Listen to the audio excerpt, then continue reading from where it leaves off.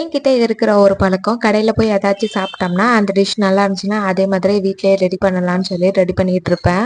ரீசெண்டா கடையில சாப்பிடும்போது பூண்டு இட்லி பொடி வந்து வச்சிருந்தாங்க. அது ரொம்பவே டேஸ்ட் நல்லா இருந்துச்சு, டிஃப்ரெண்டாவும் இருந்துச்சு. சரி அதே மாதிரி ட்ரை பண்ணி பார்க்கலாம்னு சொல்லிட்டு இட்லியும் பூண்டு பொடி தான் ரெடி பண்ணிட்டு இருந்தேன். ஃபர்ஸ்ட் வந்து பூண்டை வந்து மேல உள்ள தோலை மட்டும் உரிச்சிட்டு அப்படியே க்ளீன் பண்ணி எடுத்து வச்சுக்கணும். கடாயில நல்லா எண்ணெய் சேர்த்துட்டு பூண்டை வந்து நல்லா ஃப்ரை பண்ணி எடுத்துக்கணும். அதே கடாயிலே ஒரு கை அளவு உளுந்த பருப்பு சேர்த்துட்டு அதை நல்லா ஃப்ரை பண்ணிட்டு காரத்துக்கு ஏற்ப மாதிரி வரமிளகா அதே எண்ணெயில நல்லா வறுத்து எடுத்துட்டு ஒரு கை அளவு துரிய தேங்காய் அதையுமே கொஞ்சம் கூட தண்ணி இல்லாம நல்லா ட்ரை பண்ணி எடுத்ததுக்கு அப்புறமா மிக்சி ஜார்ல வரமிளகா உளுந்து பருப்பை ஃபர்ஸ்ட் ஒரு ஓட்டு ஓட்டி எடுத்ததுக்கு அப்புறமா பூண்டு தேங்காய் தேவையான அளவுக்கு உப்பு சேர்த்துட்டு அதையுமே நைட்டா ஒரு பல்ஸ் விட்டு எடுத்துக்கலாம்.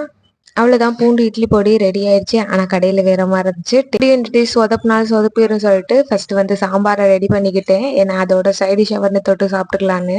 நிறைய பூண்டு ஃபிளேவர் இருக்கனால டேஸ்ட் வந்து நல்லா தான் இருந்துச்சு.